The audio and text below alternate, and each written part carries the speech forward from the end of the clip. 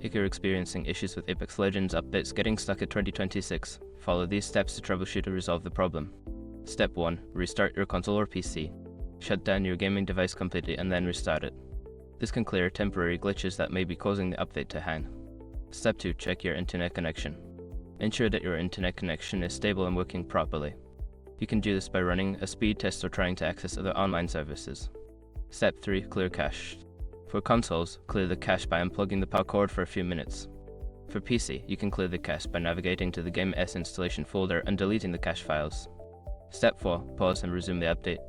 Go to the Game Updates section and pause the update. Wait a few moments, then resume it. This can sometimes kickstart the update process. Step 5. Reinstall the game. If the update is still stuck, consider uninstalling and then reinstalling Apex Legends. This can resolve any corrupted files that may be causing the update issue. If you follow these steps, you should be able to resolve the update issue and get back to playing Apex Legends.